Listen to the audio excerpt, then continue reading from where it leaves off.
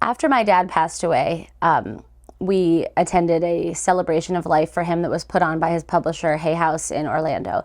And as Saje has described, this event, this celebration of life, is what led us to meeting Karen Noé, who we have done this entire program with, that we've mentioned at length in our book, who has become a good friend, and she's an incredibly gifted medium. And we have received so many incredible messages from our dad on the other side through her. And honestly, I feel so blessed to have her in my life and to have those experiences from her and those messages from her. Because sometimes she's called at just the right moment when I was feeling down and had something from my dad that was so specific and so spot on. And I know Saje has sort of outlined how we came to meet her and have this opportunity to have this in-person meeting or reading or session, or I don't know what you call it, with her in person at her office in New Jersey.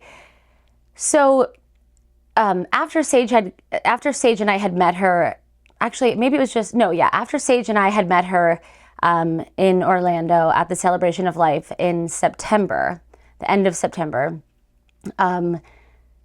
Saje ended up connecting with her over Facebook, and then they ended up texting, and Karen offered to do an in-person session with Saje. So naturally, and Saje lived in New York at the time, and Karen's in New Jersey, so they had planned a weekend where they were going to meet in person. So naturally, my mom and my sister Sky and myself just happened to be needing to go to New York that weekend, and of course, attend this in-person meeting with Karen. And on the way over to meet her in person at her office, each of us had said out loud in the car to each other, just to each other, some very specific things that nobody that had Googled us, or not us, but had Googled our dad, would know, things that were specific and personal and not Googleable, that if she were really getting a message from our dad, or really hearing him and communicating the messages from him, that she would mention these things. And we all kind of said out loud what we wanted our dad to say. So we get to her office, and Karen, as you've probably seen from this program, or you will see, she's very petite, she's very soft-spoken, she's quiet, she's shy, she's the complete opposite in personality, essentially, of my dad. And when we walk into her office, she says, like, "Oh, I'm so happy that you guys are here, but your dad is coming in and he's so loud." And she starts getting loud, and she starts almost taking on this physical presence that was so reminiscent of our dad. And she said, "Don't get mad at me. It's not me that's yelling at you guys, but he's literally saying, 'Come on, let's go. You guys are late. What's taking so long? I've been waiting for this. Come on, let's go.'" And it's exactly how he used to sound in the morning when he would be rushing my brothers and sisters and I out of the house to get to school on time in the morning. This, let's go, we're late, come on. And she sounded exactly like him. So we all kind of laughed about that. And she kept apologizing, saying, "Please, it's not me yelling at you, it's him." And so we, it was off to a great start. She went around and she said some, sort of not general, but like not that specific things to each of us, just really like nice things at the beginning. This was just at the very beginning. And then she gets to me and she says, "And by the way, your dad is coming through so strongly, and he's saying, congratulations, you're pregnant, and he just wants to congratulate you and acknowledge that you're pregnant." And my mom and sisters looked at me, and I said, "No, I'm not pregnant. I have a 6-month-old, and my dad met my daughter Sailor. So I don't think he would confuse me having a baby with me being pregnant. So I'm not really sure like what the message is here." And she said, like, no. He is adamant that you're pregnant, and he's saying, "Serena, 4th of July, fireworks, 4th of July." And I said, "Well, I was with him on Maui this past 4th of July. My daughter was there with us. She was, 3 months old at the time. She was a baby. But again, like, that's not pregnant. So I don't know, maybe he means just my baby. He's just acknowledging my daughter." And she said, "No, he's saying 4th of July, fireworks, you're pregnant." And she was repeating this, and I just was like, I don't know what to tell you guys, but I'll take a pregnancy test the second we leave here. I'm not pregnant. So then she goes on to say really specific things, the things that we had said out loud in the car, things that nobody would know. So as the session goes on, her insistency that I was pregnant started to take on a lot more clout.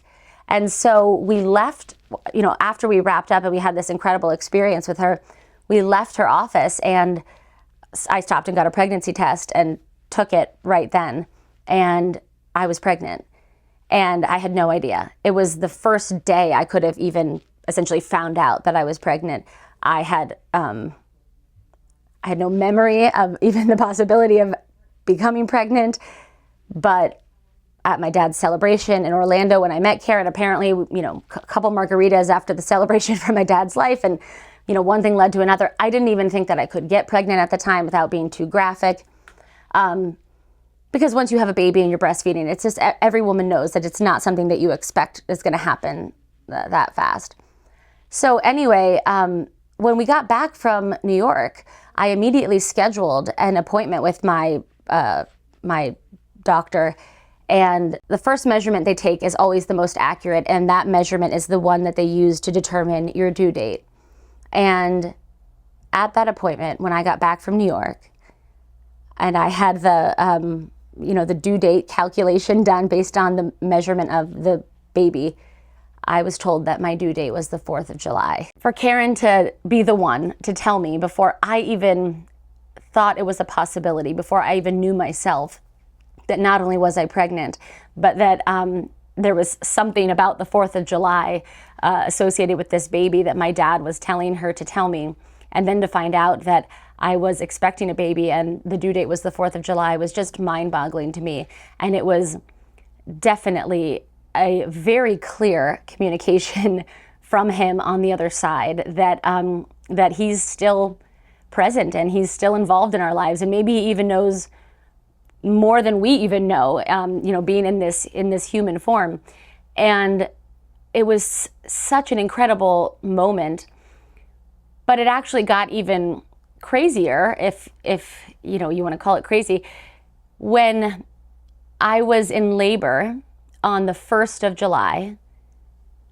I didn't post anything about being in labor. I didn't, make any announcements, but I was literally at the hospital moments from giving birth, and my mom and my sisters and my husband were there, and I have this oxygen mask on, and I'm, not to be graphic again, but I'm pushing, and Sage is getting a call in that moment, and she has her phone in her hands because she was going to take pictures when the baby was born, and she looks at her phone and she says, "Serena, it's Karen calling."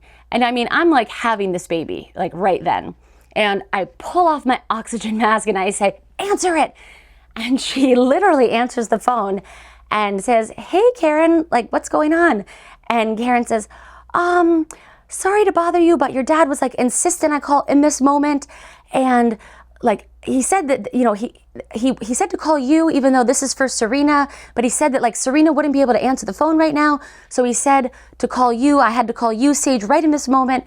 And Sage said, "Yeah, well, Serena's like pushing, so she couldn't answer the phone right now." And Karen said, "Well, your dad," it makes me want to cry. She said, "Your dad wanted her to know that he's right there."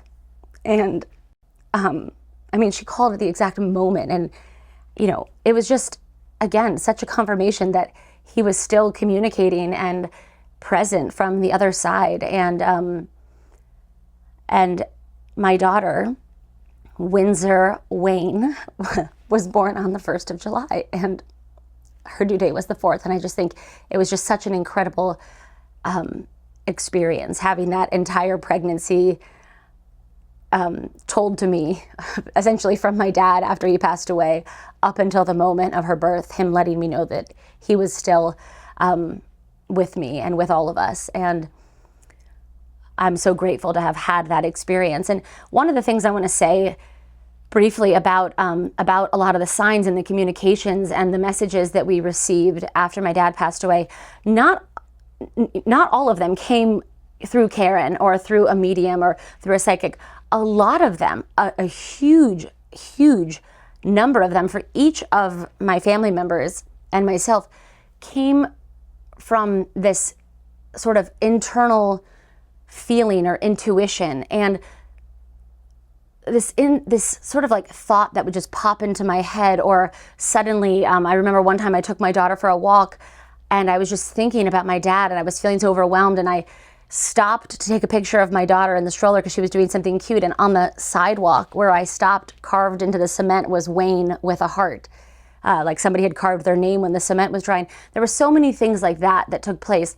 And the reason I want to point that out is because although obviously we were so incredibly grateful and appreciative to have these messages and these communications come through the form of Karen and other friends and mediums and psychics, one of the things that I came to really understand was that you don't have to have a medium give you the message in order for you to connect with your loved ones on the other side.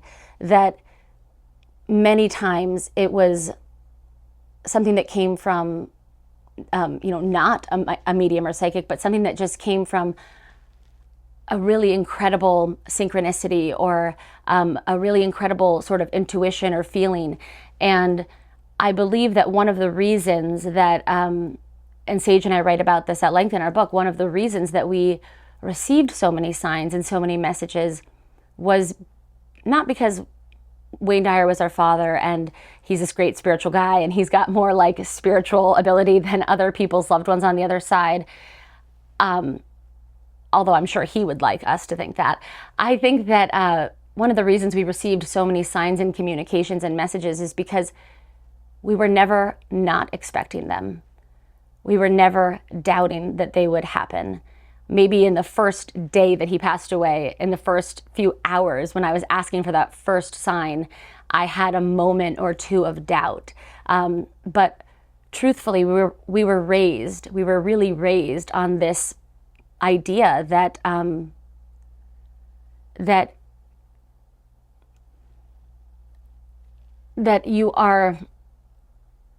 that when you are in alignment with what it is you are seeking, when you are open to what it is that you are asking for, when you are open to receiving guidance and not attached to the way it's delivered, to how it's delivered, to the package that it comes delivered in.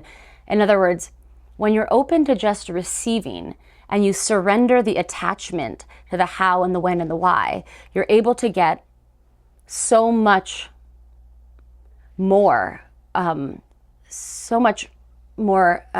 spiritual guidance or signs or synchronicities from your loved ones or from your angels or whoever it is that you're seeking guidance from, that oftentimes we miss the messages or the signs that our loved ones are sending us because we are so attached to it coming in the form of a specific song or a specific moment or a specific date. And when that doesn't happen, we lose our openness. We have doubt, and for a lot of people, actually, I believe that they are never even expecting it or desiring it or open to receiving this type of guidance from any spiritual teacher or any loved one on the other side. That for many people, the possibility of it happening it's just not possible in their minds, and therefore they don't experience it. That in order to receive what it is we are seeking, we have to be willing to surrender our attachment to the how and the when and the why. And I think that is one of the key things that made it, that made the messages and the signs and the synchronicities so abundant, particularly in the beginning after our dad passed away, because we never expected anything less. And so we were always paying attention, and we were never disappointed. If you'd like to see more, click the link below and you'll gain access to hundreds of transformational education programs on the Humanity Stream Plus platform.